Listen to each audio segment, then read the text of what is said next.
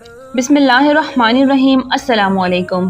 ایک پروفیسر صاحب لکھتے ہیں کہ کافی عرصے کی بات ہے کہ جب میں لیاقت میڈیکل کالج جام شوروں میں سروس کر رہا تھا تو وہاں لڑکوں نے سیرت النبی صلی اللہ علیہ وسلم کا کانفرنس منعقد کرائی اور تمام اساتذہ کرام کو مدعو کیا۔ چنانچہ میں نے ڈاکٹر عنایت اللہ جوکھیو جو ہڈی جوڑ کے ماہر تھے کہ ہمراہ اس کانفرنس میں شرکت کی۔ اس نشست میں اسلامیات کے ایک لیکچرار نے حضور اقدس صلی اللہ علیہ وسلم کی پرائیویٹ زندگی پر مفصل بیان کیا اور آپ کی ایک شادی کی تفصیل بتائی کہ یہ شادی کیوں کی اور اس سے امت کو کیا فائدہ ہوا۔ یہ بیان اتنا مؤثر تھا کہ حاضرین مجلس نے اس کو بہت سراہا۔ کانفرنس کے اختتام پر ہم دونوں جب جامشورو سے حیدرآباد بذریعہ کار آ رہے تھے تو ڈاکٹر عنایت اللہ جوکھیو نے عجیب بات کی۔ اس نے کہا کہ آج رات میں دوبارہ مسلمان ہوا ہوں۔ میں نے تفصیل پوچھی تو انہوں نے بتایا کہ 8 سال قبل جب وہ FRCS کے لیے انگلستان گئے تھے تو کراچی سے انگلستان کا سفر کافی لمبا تھا۔ ہوائی جہاز میں ایک ایئر ہوسٹس میرے ساتھ آ کر بیٹھ گئی۔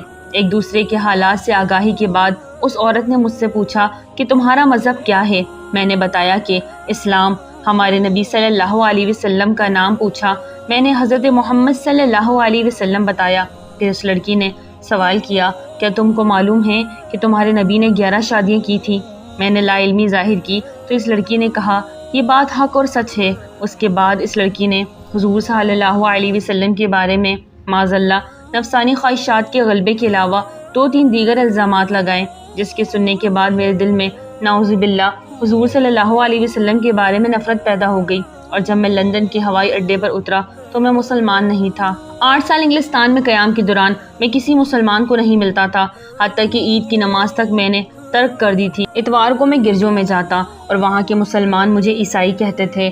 جب میں 8 سال بعد واپس پاکستان آیا تو ہڈی جوڑ کا ماہر بن کر لیاقت میڈیکل کالج میں کام شروع کیا۔ یہاں بھی میری وہی عادت رہی۔ آج رات اس لیکچرار کا بیان سن کر میرا دل صاف ہو گیا اور میں نے پھر سے کلمہ پڑھا ہے۔ غور کیجئے، ایک عورت کے چند کلمات نے مسلمان کو کتنا گمراہ کیا ہے، اور اگر آج ڈاکٹر عنایت اللہ کا یہ بیان نہ سنتا تو پتہ نہیں میرا کیا بنتا۔ اس کی وجہ ہم مسلمانوں کی کم علمی ہے۔ ہم حضور صلی اللہ علیہ وسلم کی زندگی کے متعلق نہ پڑھتے ہیں اور نہ جاننے کی کوشش کرتے ہیں۔ کئی میٹنگز میں جب کوئی ایسی بات کرتا ہے تو مسلمان کوئی جواب نہیں دیتے، ٹال دیتے ہیں، جس سے اعتراض کرنے والوں کے حوصلے بلند ہو جاتے ہیں۔ اس لیے بہت اہم ہے کہ ہم اس موضوع کا مطالعہ کریں اور موقع پر حقیقت لوگوں کو بتائیں۔ میں ایک دفعہ بہاولپور سے ملتان بذریعہ بس سفر کر رہا تھا۔ ایک آدمی لوگوں کو حضور صلی اللہ علیہ وسلم کی شادیوں کے بارے میں گمراہ کر رہا تھا۔ میں نے اس سے بات شروع کی تو وہ چپ ہو گیا اور باقی لوگ بھی ادھر ادھر ہو گئے۔ لوگوں نے حضور صلی اللہ علیہ وسلم کی عزت و ناموس کے خاطر جانیں قربان کی ہیں کہ ہمارے پاس اتنا وقت نہیں کہ ہم اس موضوع چیدہ نکات کو یاد کر لیں اور موقع پر لوگوں کو بتائیں۔ اس بات کا احساس مجھے ایک دوست ڈاکٹر نے دلایا جو انگلستان میں ہوتے ہوئے اور یہاں ایک جماعت کے ساتھ آئے تھے۔ انگلستان میں ڈاکٹر صاحب کے کافی دوست دوسرے مذاہب سے تعلق رکھتے تھے۔ وہ ان کو اس موضوع پر صحیح معلومات فراہم کرتے رہتے تھے۔ انہوں نے چیدہ نکات بتائیں جو میں پیش خدمت کر رہا ہوں۔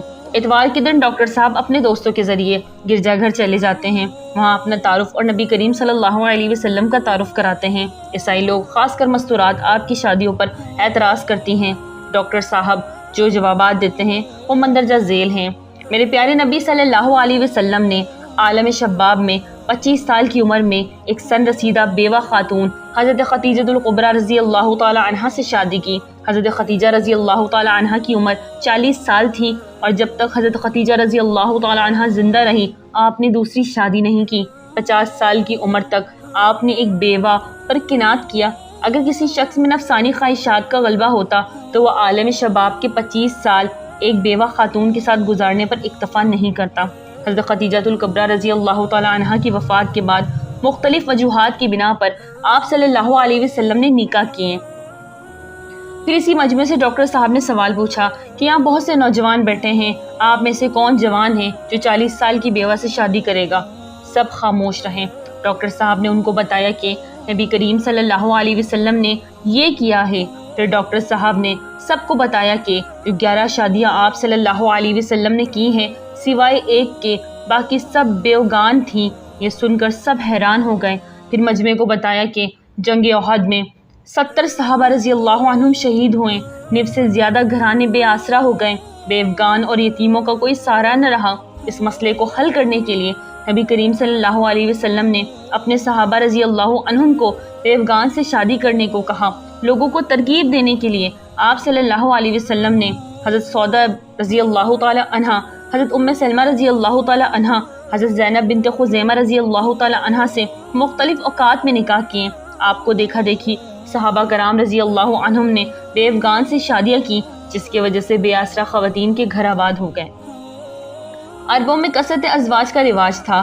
دوسرے شادی کے ذریعے قبائل کو قریب لانا اور اسلام کے فروغ کا مقصد آپ صلی اللہ علیہ وسلم کے پیش نظر تھا۔ ڈاکٹر صاحب نے بتایا کہ عربوں میں دستور تھا کہ جو شخص ان کا داماد بن جاتا ہے اس کے خلاف جنگ کرنا اپنی عزت کے خلاف سمجھتے تھے۔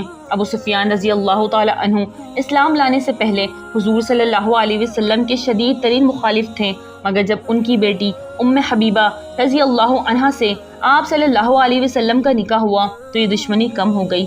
ہوا یہ کہ ام حبیبہ رضی اللہ عنہا شروع میں مسلمان ہو کر اپنے مسلمان شوہر کے ساتھ حبشہ ہجرت کر گئی، وہاں ان کا خاوند نصرانی ہو گیا۔ حضرت ام حبیبہ رضی اللہ عنہا نے اس سے علیحدگی اختیار کی اور بہت مشکلات سے گھر پہنچی۔ حضور صلی اللہ علیہ وسلم نے ان کی دل جوئی فرمائی اور بادشاہ حبشہ کے ذریعے ان سے نکاح کیا۔ حضرت جویری رضی اللہ عنہا کا والد قبیلہ مستلق کا سردار تھا۔ یہ قبیلہ مکہ مکرمہ اور مدینہ منورہ کے درمیان رہتا تھا۔ حضور صلی اللہ علیہ وسلم نے اس قبیلے سے جہاد کیا، ان کا سردار مارا کیا۔ حضرت جویریہ رضی اللہ عنہا قید ہو کر ایک صحابی رسول کے حصے میں آئی۔ صحابہ کرام نے مشورہ کر کے سردار کی بیٹی کا نکاح حضور صلی اللہ علیہ وسلم سے کر دیا، اور اس نکاح کی برکت سے اس قبیلے کے 100 گھرانے آزاد سب مسلمان ہو گئے۔ خیبر کی لڑائی میں یہودی سردار کی بیٹی حضرت صفیہ رضی اللہ تعالی عنہ قید ہو کر ایک صحابی رضی اللہ عنہ کے حصے میں آئی۔ صحابہ کرام رضی اللہ عنہم نے مشورے سے ان کا نکاح حضور اکرم صلی اللہ علیہ وسلم سے کرا دیا۔ اسی طرح حضرت میمونہ رضی اللہ تعالی عنہ سے نکاح کی وجہ سے نجد کے علاقے میں اسلام پھیلا۔